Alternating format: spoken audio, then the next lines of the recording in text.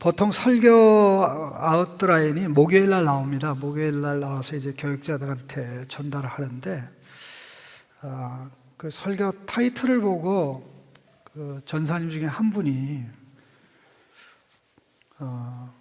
어떻게 다윗 왕이 혼자 남았다고 목사님은 그렇게 생각을 하세요. 그래서 600명이나 있는데 어떻게 600명이 혼자입니까?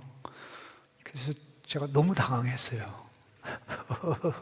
너무 당황을 했는데, 그래서 일단 단어를 바꿨어요. 혼자를 홀로로 바꿨어요. 이게 산술적인 개념이 아니라 사실 정서적인 그런 개념이고, 다윗은 사울 왕에게 쫓길 때 사울이 다윗에게 맡겼던 직책이 천부장이죠. 천부장이면 최소한 1000명을 거느리는데, 지금 다윗에게 있는 사람이 다 합쳐야 1000명이 안 되죠. 그런데다가 그의 백성 가운데 다윗과 함께 있는 사람은 왕궁에 있는 사람들, 그 다음에 그렛 사람, 블렛 사람. 여러분, 그렛 사람이 누군지 알게 뭐고 블렛 사람이 누군지 알게 뭐고, 특별히 이 사람들은 이스라엘 12지파에 들지 않는, 그래서 특별 관리 대상의 사람들입니다. 그러니까 이 제3지대에 사는 사람이라는데, 자기 나라에서 시민으로 취급도 못 받고, 이스라엘에서 또 이스라엘 백성으로 취급받지 못하고, 그야말로 노맨즈랜드, 누구 땅도 아닌 이 중간지대에 속한 사람이라고 할 수 있는데, 그런 숫자만을 거느린, 그리고 가드 지역은 블레셋 사람이죠. 그래서 온 600명이 전부였으니까 참 얼마나 비참하고 가련한지 말로 다 할 수가 없습니다. 왜 이런 일이 일어났는가? 적어도 다윗의 자문위원들이 있고, 그 다음에 최고 책사들이 있고, 그런데 이 상황에서는 궁궐의 수비와 보안을 책임지는 책임자들이 단 하나도 없어요. 그게 얼마나 참 비참한 일입니까? 그리고 13절에 보면 전령이 다윗에게 와서 이스라엘의 인심이 다 압살롬에게 돌아갔다고 보고를 했는데, 전령이 아니고 어떤 사람이에요. 주어가 없어요. 그냥 3인칭 단수입니다. 그러니까 다윗과 관련 있는 사람이 아니고 그냥 전해준 거예요. 그러면 대책을 세워야 되잖아요. 여러분, 6.25 때만 해도 그 새벽 4시에 북한 괴뢰군이 밀고 내려오는 상황에 너무나 급박한 나머지 그 대통령 참모들, 그 다음에 군 최고 사령관이 이승만 대통령이 빨리 한강을 넘어 남쪽으로 가야 되고, 또 계속 움직여야 되고, 대전에 갔을 때는 대전으로 가야 되고, 대전에서 이제 대구로 갔을 때는 제주도로 가야 됩니다. 그래야 삽니다. 할 때 내가 미쳤냐, 왜 제주도로 가냐, 제주도로 가면 이 한반도를 포기하는 것이기 때문에 나는 절대 못 간다, 그렇게까지 됐는데, 항상 참모들의 지시와 제안에 따라서 움직이는데, 다윗 왕에는 지금 참모가 하나도 없는 거예요. 하나도 없어요. 대안이 없어요. 그래서 자기가 방법을 찾아내야 되는 그런 절박한 상황. 이게 다윗에게 일어난 하나님의 징계의 손이었습니다. 그러면 이게 가만히 한번 생각을 해보세요. 이 긴 세월이, 다윗이 40년 동안 왕으로 통치했는데, 그 30살에 왕이 돼서 40년간을 통치를 했는데, 특별히 헤브론에서 대략 한 7년 통치했고, 예루살렘에서 33년, 그러니까 온 이스라엘 백성의 왕으로 33년 통치했는데, 33년 중에 적어도 오늘 본문까지의 세월을 계산하면 최소한 11년이 나와요. 11년. 11년. 그러면 한번 계산해 보면 압살롬이 반역 준비를 4년 하죠. 그러면 4를 더하죠. 그리고 이제 예루살렘으로 돌아와서 2년 동안 부왕을 못 만났죠. 그럼 6년이 되죠. 그리고 그 암몬을 쳐 죽인 다음에 그가 어떻게 합니까? 외가 그슬 왕국으로 피신 생활한 게 3년이죠. 그럼 몇 년입니까? 9년이 되죠. 그리고 그가 이제 이 암논을 죽이기 위해서 2년을 치밀하게 준비하죠. 그러면 그 다 합치면 어떻게 돼요? 짝대기 2개. 네? 11년, 다윗의 33년 온 이스라엘의 통치 가운데 지금 15장까지 적어도 11년에 관한 기록이 여기 나오는 거예요. 하나님의 징계에 손이 가벼운 게 아니다. 가벼운 게 아니다. 혹독한 이런 징계를 받았을 때 참 다윗으로는 참 감당하기 어려운 상황인데 14절 말씀에 보면 대안을 제시해 주는 종들이 없어요. 여기 인심이 다 압살롬에게로 돌아갔나이다 이렇게 하는데 인심, 이스라엘의 인심, 이게 이스라엘의 마음이 압살롬 뒤에 있습니다. 원문에는 그렇게 되어 있습니다. 이스라엘의 마음이 압살롬 뒤에 있습니다. 그러니까 압살롬을 졸래졸래 따라가는 거죠. 그러면 어떻게 이런 일이 가능했냐면 압살롬이 4년 동안 이스라엘 백성들의 마음을 도적질했잖아요. 그러니까 마음을 훔쳤으니까 이스라엘 백성의 마음은 누구가 원하는 대로 움직여집니까? 압살롬이 원하는 대로 움직여지죠. 그럼 이렇게 되는 가운데 압살롬이 어떤 전략을 썼길래 이게 가능하냐 하는 이것을 분별하고 확인하는 것이 오늘 하나님께서 우리에게 주시는 말씀의 핵심입니다.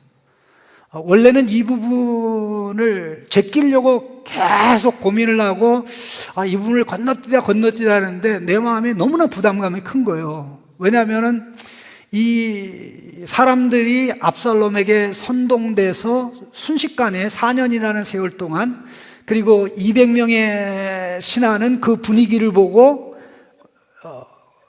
그냥 배를 갈아타고, 그렇죠? 그리고 맨 마지막에는 다윗 왕의 최고 책사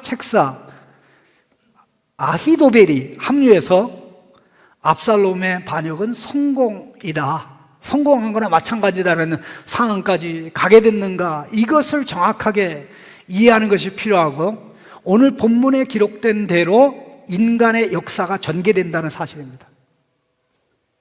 인류 역사는 선동의 역사입니다. 선전선동에 의해서 사람들이 이끌려지는데 최근 근대사에서 이것을 가장 잘 보여주는 게 이탈리아의 무솔리니의 통치 아래 있던 그 상황하고 바로 그 비슷한 시기에 독일 나치 중에 특별히 가장 유명한 사람이 이 괴벨즈라는 사람이 있어요. 괴벨즈. 이 선동가 중에 히틀러를 영웅 중에 영웅, 인간의 레벨을 넘어서 신적 반열에, 인간의 얼굴을 한 신적 반열에 서 있는 자로 만드는 일에 지대한 공헌을 한 사람이 괴벨즈입니다. 물론 괴벨즈는 히틀러가 벙커에서 자살할 때 그 멀지 않은 곳에서 자기 자식과 부인과 함께 또 자살을 했어요. 그래서 같은 길로 갔는데 그 여러 가지 내용들을 보면 사람들은 진리를 따르기보다는 분위기를 따라갑니다. 옳은 걸 따라가기보다는 우리한테 유익을 주겠다는 사람의 말을 따라가고 또 멀리 있는 사람보다는 가까이 있는 사람의 말을 듣고 움직이게 됩니다. 자, 제일 먼저 세 가지 전략이 있는데, 세 가지 전략 중에 4년 동안 행해왔던 전략이 뭡니까? 특별히 백성들을 만나서 터치하면서 왕에게 불평을 심어주고 자기는 왕보다 능한 사람이라는 것을, 그러기 위해서 4년 동안 인심을 얻었죠. 그리고 나서 반역의 그 마지막 확인 차원에서 다윗 왕한테 가서 내가 하나님께 서약한 것이 있으니 서약을 이룰 수 있도록 헤브론으로 가게 해주십시오. 그렇게 하고 순식간에 그가 200여 명의 다윗의 고위 신하들입니다. 고위 신하들을 대동하고 헤브론으로 간 거 아닙니까? 그리고 가만히 생각해 보세요. 그러면 압살롬이 혼자 움직일 때 호위병들이 50명이 움직이고, 보세요. 그리고 병거와 말들이 움직였어요. 그러면 지금 다윗의 200명의 신하들이 같이 움직이고 그 규모가 어느 정도 되겠어요? 그러면 그 장면을 보면서 사람들이 이야, 대단하다, 대단하다, 대단하다. 저렇게 다윗의 고위의 신하를 거느리고 헤브론으로 가서 이제 헤브론에 가서 도착했을 때 바로 이스라엘 전 지역에서 동시에 나팔 부는 일이 일어날 때 왕으로 즉위한 거 아닙니까?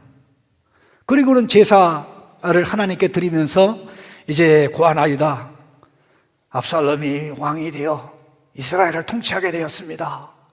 그런데 좌우에 많은 다윗의 신하들이 도열하고 있으니까 순식간에 유다 지파의 사람들은 지금 누구를 응원해요? 다윗이 아니라 압살롬을 응원하게 된 거죠. 먼저는 사람들의 마음을 얻고, 두 번째는 신하들의 마음을 얻고, 맨 마지막 단계에는 반역이 성공했다고 확신하고 이제 나라를 어떻게 다스릴 것이냐라고 할 때 필요한 인물이 누굽니까? 12절에 언급된 길로 사람 아히도벨입니다. 길로 사람 아히도벨. 이 아히도벨은 누구냐면요, 다윗의 책사 중에 넘버 1 최고의 책사지. 사람은 사람인데 그가 하는 말은 사람의 말이 아니고 100%, 200%, 300% 하나님의 말하고 똑같아요. 이 아히도벨이 말하는 대로만 하면 돼요. 그러니까 천사급 책사입니다. 천사급 책사. 그러니까 이미 반역은 성공했습니다. 나라를 이끌어가야 되는데 아버지는 이제 왕위를 뺏겼고 이제 내가 이제 이 자리에 올라가게 됐으니, 그렇죠. 이미 부왕의 신하 200명이 와서 여기 동참했습니다. 그럼 끝난 거 아니에요? 그렇죠. 그러니까 전략적으로 나가는데 이 아히도벨이 단지 그런 게 아니라 밧세바의 할아버지예요. 밧세바의 할아버지예요.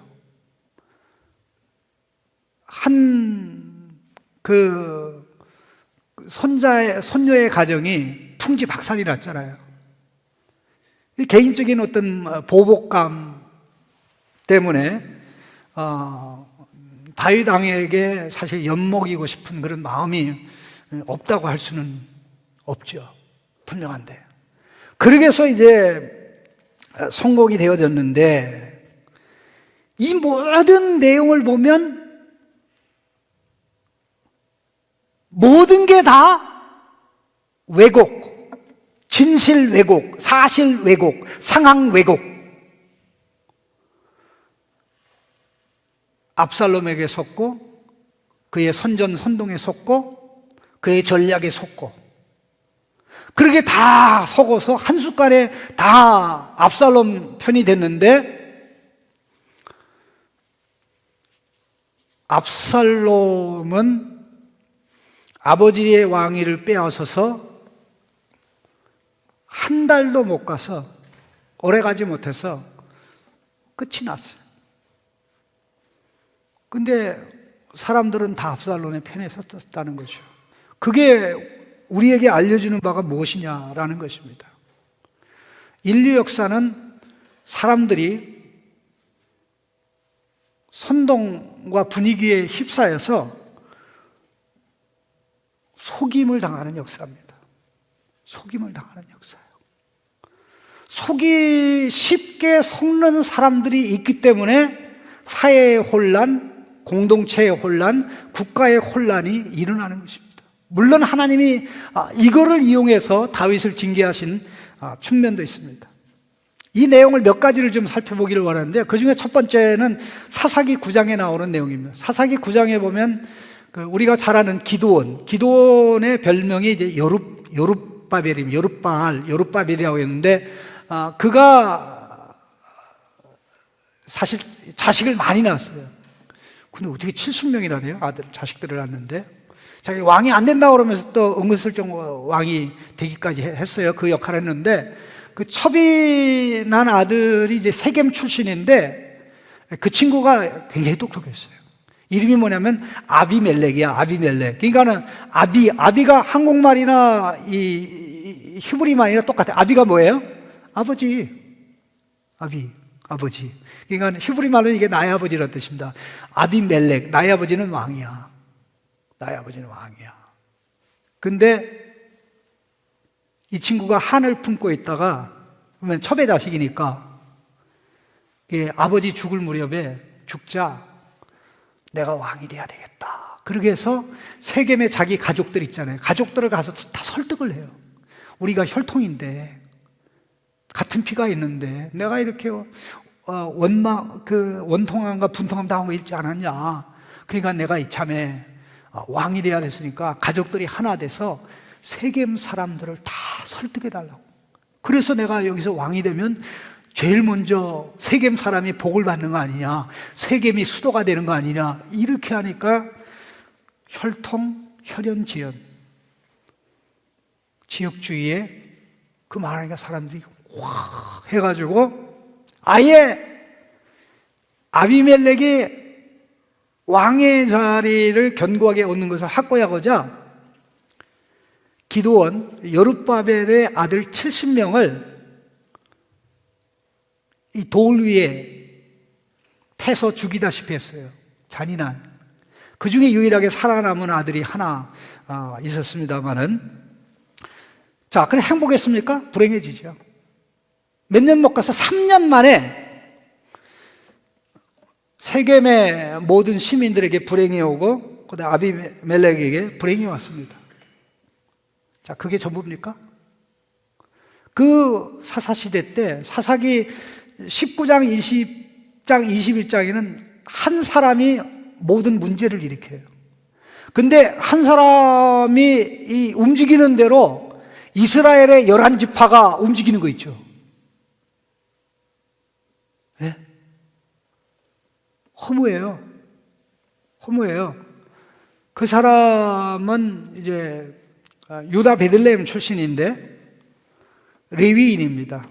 레위인인데 에브라임 골짜기에 산골 마을에서 사는데, 그 산골 마을 사는데 또 첩까지 있었어요. 근데 첩이 유다 베들레헴에서 이제 첩으로 들어와 가지고 또 에브라임 산골 쪽에서 또 바람을 피웠어. 그래가지고 친정으로 도망갔는데 그 첩을 데리러 갔더니 그 장인 어른이 얼마나 그 사이를 극대하게 대해주고 곡대하게 대해주는지 그 내용이 상세히 나옵니다. 그러자 이제 마침내 그 첩과 함께 에브라임 산지로 가는데 예루살렘을 지나갈 때쯤 해가 졌어요.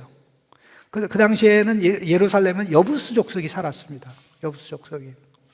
그래서 여부수 족속이 사는 예루살렘 들어가지 못하고 바로 이제 기브아 쪽으로 갔는데, 기브아 광장에 갔는데 해는 지고 어디 가도 잘 수 있는 데가 없고 환영해 준 사람이 없었어요. 근데 때마침 그 밭에서 일하고 들어오는 그 나이 많으신 어른이 지금 어두컴컴한데 자네 여기 뭐 하나? 그러니까 뭐 자기 자초지종의 사정을 얘기하는 거예요. 그래서 자네는 어디서 누구이며 어디서 왔고 어디로 가느냐 이렇게 얘기하니까 나는 레위인이고 유다 베들레헴 출신인데 지금 사실 다시 에브라임 산지로 가는데 라고 하면서 나는 지금 유다 베들레헴 갔다가 하나님의 집으로 가는 중입니다. 그런데 나를 영접하는 사람이 없어서 이렇게 지금 발만 동동 거르고 있으니까 어른이 우리 집에 나귀에게 먹여줄 여물도 있고 잘 공간도 있으니까 우리 집으로 갑시다 해서 이렇게 집에 가서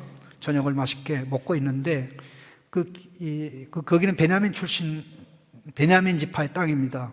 그 깡패들이 몰려와가지고 소돔 고모라 사람들이 소돔 고모라를 방문한 세 사람을, 사실 소돔 고모라는 두 사람이 방문했죠. 하나는 아브라함과 있었으니까. 이때 집에 들어온 사람 내놔라. 우리가 그 친구와 사랑을 이게 동성연애 똑같은 거예요. 얼마나 하나님의 백성이 지금 더러워졌는지를 보이는 그런 내용인데, 그러니까 이 주인이 설득을 하는데도 말을 안 들어요. 그러면서 내 딸하고 저 사람의 첩을 줄 테니까 좀 그러지 말라고 말을 안 들어요. 그러니까 이제 이 레위인이 이 자기 첩을 아마 그랬을 거예요. 머리끄댕이를 잡아가지고 끌어낸 거예요, 밖으로. 나쁜 새끼지, 그쵸? 정말 그래요. 오늘날 인권이라는 기준으로 보면 이제 정말 어마어마한 그런 내용인데, 이 기브아 사람들이 밤새도록 이 여인을 욕보이고 있었는데, 이 레위인은 그들이 자기를 공격할까 봐 겁이 나가지고 문을 아주 철문처럼 잠가버리고 관심도 없었어요. 이 여인이 결국 이제 그 새벽 미면중에 풀려나가지고 집으로 왔는데 대문이 닫혀 있어가지고 들어갈 수가 없는 거예요. 에? 사실 그렇게 능력을 당하지만 죽지 않을 수 있었다는 거죠. 에? 그런데 아침에 일어나서 보니까 이렇게 그 문지막에 기대서 죽어 있는데, 그 여인을 수습을 해가지고 시신을 12도막을 내가 이스라엘 전 지역으로 보낸 거예요.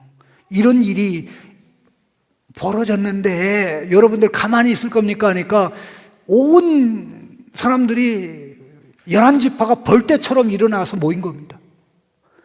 그러니까 모여가지고 하는 말이 자초지장을 설명하라 해가지고 이 레위인한테 물어봤어요. 어떻게 된 거냐? 그러니까 이 레위인이요, 아니 그런 일을 하려고 시신을 12막 도망낸 사람인데, 성경에 기록된 시신을 12막으로 도망낸 사람은 최초의 그 인간이요.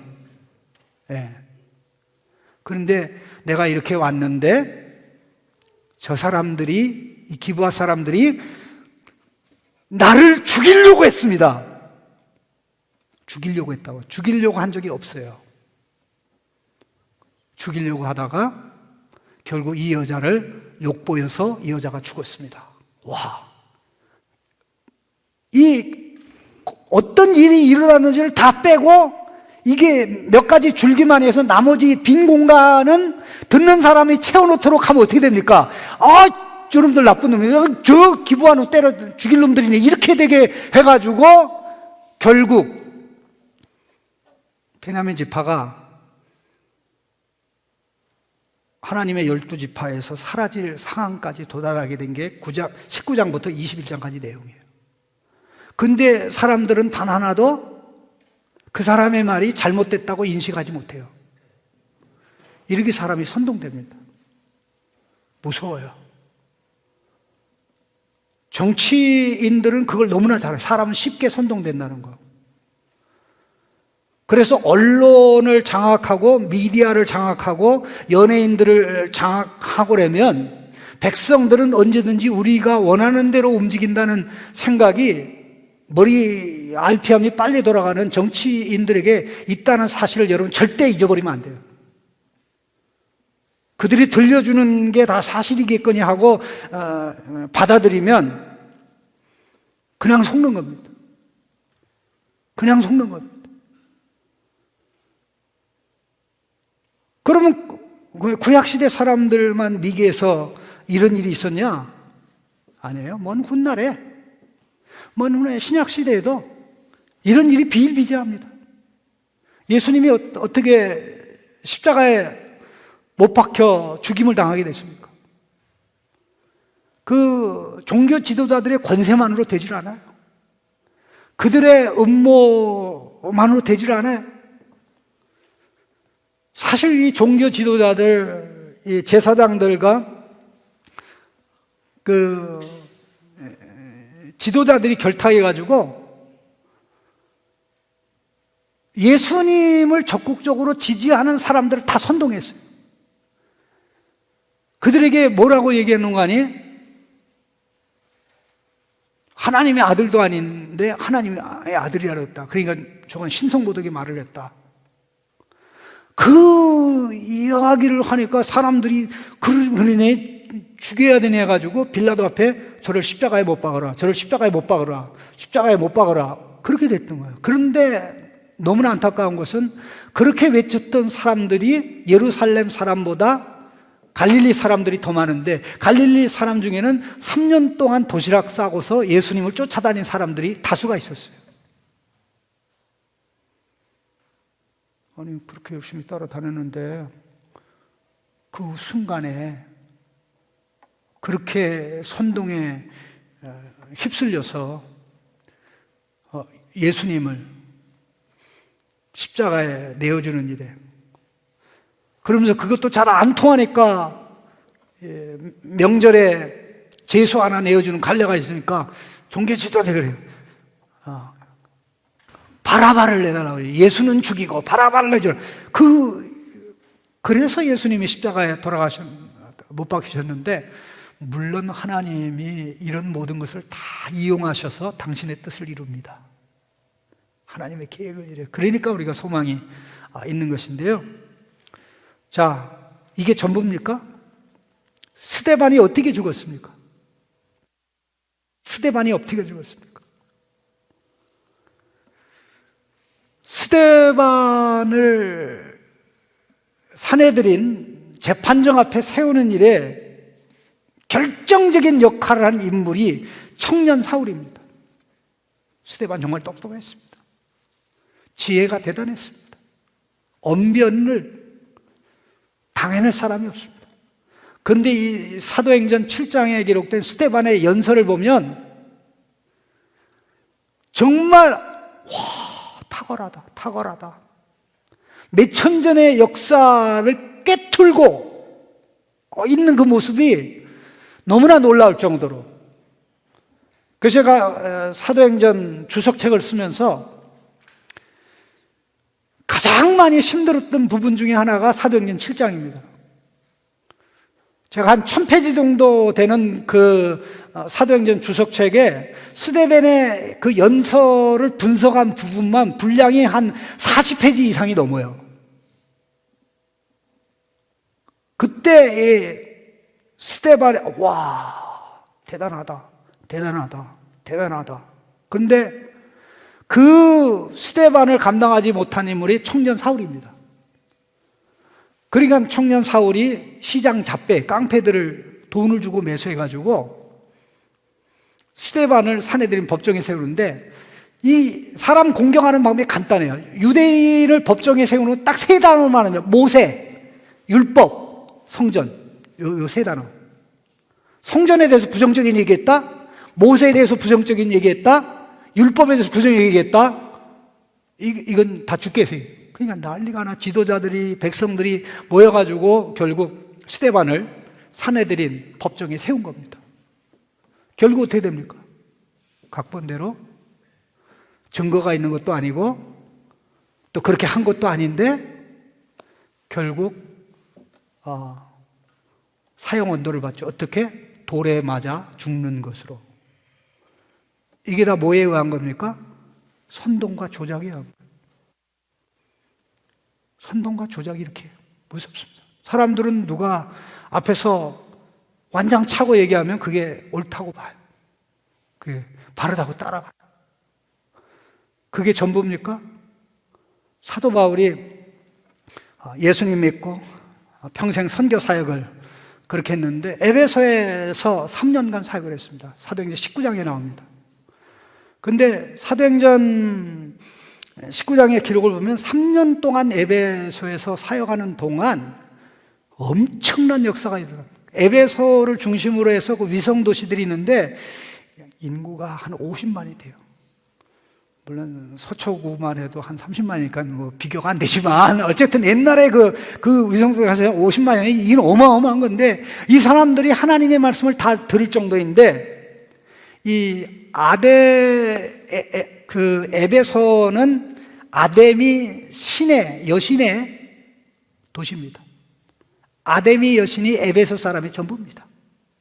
근데 아데미와 관련된 비즈니스를 하는 사람들이 그 아데미 소형 동상 만들죠, 신상 만들죠. 그 다음에 그 아데미 신전을 자그만 장난감처럼 작게 만들어가지고 이렇게 해가지고 돈을 억수로 끌어모았는데 바울이 3년 동안 에베소에서 사역하면서부터 비즈니스가 문을 닫게 됐어요. 그러니까 그 돈을 많이 벌던 사람이 야, 우리가 쪽박하게 됐다 이렇게 하면서 바울 앞에 와가지고 네가 이렇게 이것들은 우상이고 하나님이 아니라고 그래서 우리가 쪽박하게 됐다 그 말 한 게 아니고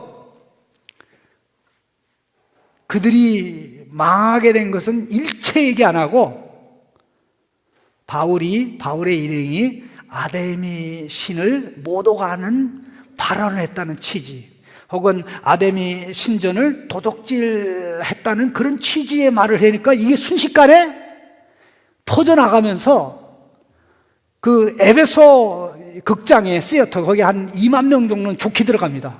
지금도 있어요. 거기를 한 2번 가봤는데 거기 갔을 때 우리 일행 중에 한 사람이 이렇게 성악을 공부하는 분이었는데 그 위에 서가지고 노래하니까 더 끝까지 다 들리더라고요. 근데 그 극장에 꽉 차서 사람들이 2시간 동안 구호를 외쳤어요. 뭐라고 외치는지 알아요? 위대하도다 에베소의 여신 아데미요, 위대하도다 에베소의 여신 아데미요, 아데미요 하고 으쌰 2시간 그렇게 하는데 모인 사람들이 왜 그렇게 하는지 너 왜 그래? 그러니까 얘가 그렇게 하잖아. 왜 모였어? 몰라. 그냥 극장으로 뛰어 들어가길래 나도 뛰어 들어왔지. 그래가지고 에베소의 시서기가 바울의 친구였기 때문에 바울이 살았지. 그렇지 않았으면 거기서 바울이 끝났을 거예요. 이렇게 사람은 분위기에, 흐름에 빠집니다. 이제 바울이 한 30여 년의 선교 사역을 마치고 예루살렘으로 돌아옵니다. 예루살렘에 왔을 때 바울에 대해서 반감을 가진 사람이 엄청나게 많았어요. 바울은 나쁜 사람이다. 모세의 율법을 소아시아 각 지역에 있는 유대인들에게 지키지 말라고 한다. 그리고 유대인들에게 자기 자식들 할례를 베푸지 말라고 한다는 밑도 끝도 없는 소문이 파다하게 돈 그런 상황이었습니다.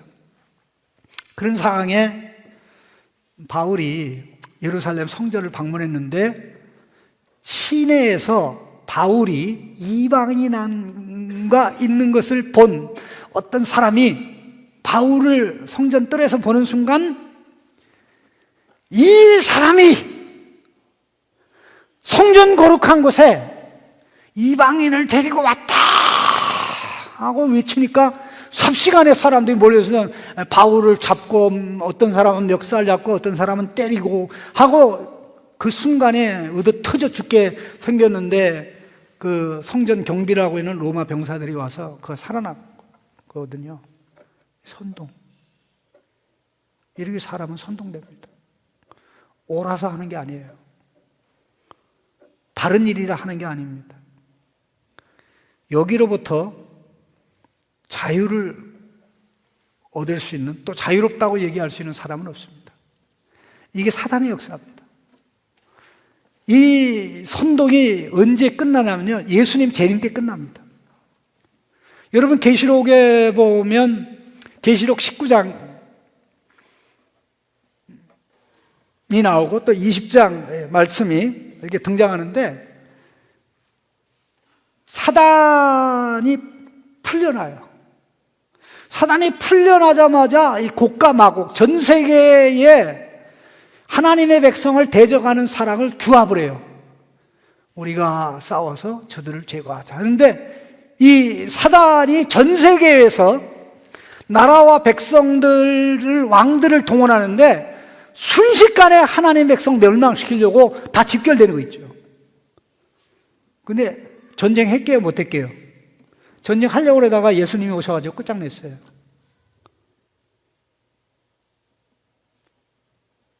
하나님이 왜 인간이, 사람들이 이렇게 진리를 따르는 게 아니고 바른 걸 따르는 게 아니고 분위기에, 상황에 휩쓸려서 속아 넘어가는지를 보여주는 이유가 뭡니까?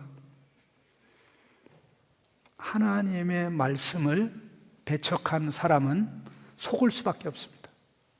하나님의 말씀을 기준점으로 삼지 않은 사람은 쉽게 속아 넘어갑니다. 우리는 세 가지를 분별해야 돼요. 진리 분별, 사람 분별, 사건 분별. 하나님을 알고 나를 알고, 나를 안다는 것은 사람을 안다는 거고, 그 다음에 우주, 사물을 아는 거죠. 이게 하나님의 시각으로 봐야 정확한 이해가 되고 정확한 깨달음이 되는데, 하나님을 빼놓고 하니까 어떤 권위 있는 사람이 그렇다고 하면 그렇게 움직이는 거죠. 어떤 친한 사람이 나한테 잘해주는 사람이 그렇다고 하면 그게 옳은 것이 되는 거죠. 바로 그러한 방식으로 압살롬이 다윗 왕을 반역하는데 성공했던 것입니다. 여러분은 분위기의 사람입니까? 진리의 사람입니까? 의리를 따라갑니까? 이익을 따라갑니까? 소수의 바른 사람을 따라갑니까? 다수의 큰 소리 치는 사람을 따라갑니까? 우리는 여기서 결심해야 돼요. 이 부분이 명확하게 되어 있지 않으면 너무나 우리는 이용당할 수밖에 없어요. 재림에 대해서 예수님이 말씀하시면서 신신당부한 게 있어요. 속지 마라. 속지 마라. 속으면 안 돼. 속으면 안 돼. 거짓 선지자들이 너희를 속이려고 할 거야. 수없이 많은 사람들이 너희를 속이려고 할 거야. 그런데 잘 가다가 마지막 순간에 속으면 어떻게 되는 거예요? 제일 억울한 사람 되죠. 다윗이 이러한 선동에 의해서 비참하고 가련하게 되었던 것입니다. 그렇게 다 다윗을 칭찬하고 온 세상 나라 사람들이 다윗을 바라보고 그랬는데 죄에 빠져 돌이키지 못하고 선지자가 가서 권면하니까 회개한 다윗에게 이제 거룩한 길 가는 게, 하나님의 아들로 살아가는 게 얼마나 중요한지 알게 하려고 이런 징계의 손을 하나님이 쓰신 거였습니다. 14절에 보면 다윗이 하는 말 중에 참 의미심장한 말이 나옵니다. 그가 해결책을 제시하죠. 신하들에게 이르되 일어나 빨리 도망가자. 그렇지 않으면 우리 중 한 사람도 압살롬에게서 피하지 못할. 빨리 가자. 두렵건대 그가 우리를 급히 따라와 우리를 해하고 칼날로 성읍을 칠까 하노라. 그 가운데 다윗은 자기 혼자 살아남는 걸 생각하지 않냐고 전체를 살리기를 원했는데, 여기 두 단어, 해한다는 거와 칼날. 이 해한다는 단어는 재앙이라는 단어고요, 칼날은 하나님이 나단 선지자를 통해서 다윗에게 말하는 너 집에 재앙이 떠나지 아니하고 칼이 떠나지 아니하리라. 다윗의 입에서.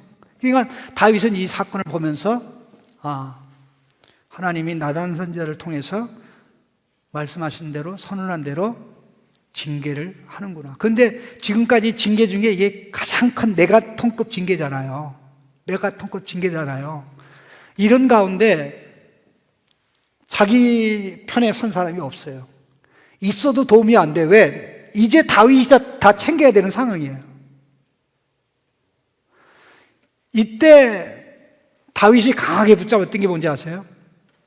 징계가 너무나 살벌하게 자기 눈앞에서 전개된 상황에 과연 내가 여기서 살아남을 것인가 하는 그것마저 살아날 소망도 포기해야 될 상황에 다윗을 강하게 사로잡은 게 뭔지 아세요?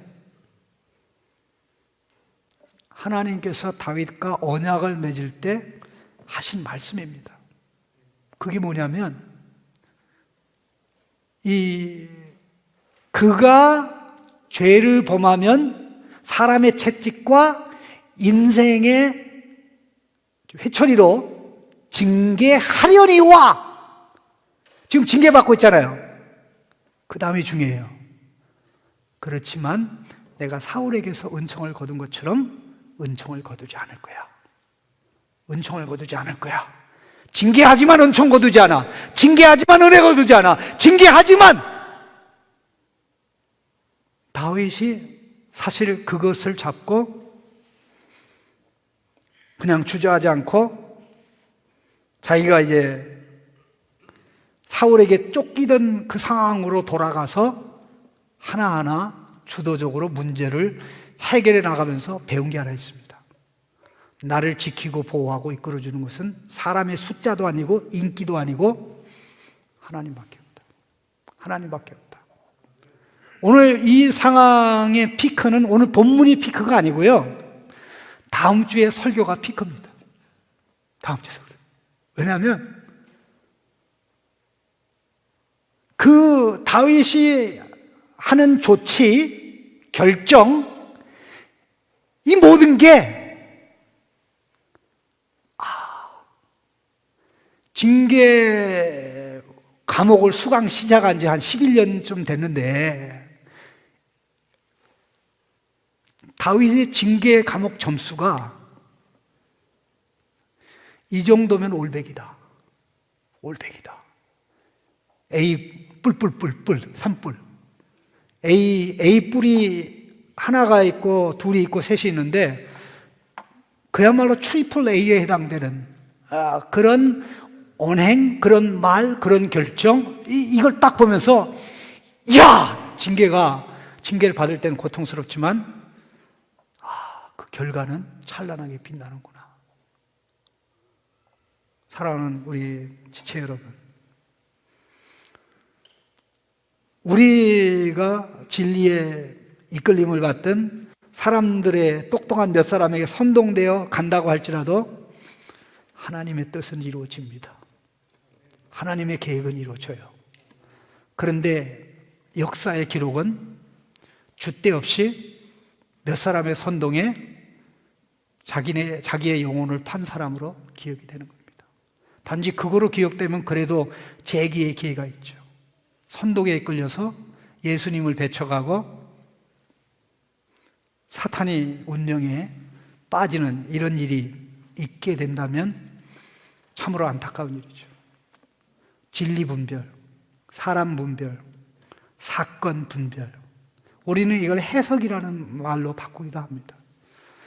이 모든 것이 어디에서, 누구에게서 가능합니까? 예수님 안에서, 진리 예수님 안에서, 진리의 성령의 도움으로 가능합니다. 하나님 앞에, 하나님 내 눈을 열어주옵소서. 내가 보는 것이 전부가 아니에요. 내가 듣는 것이 전부가 아니에요.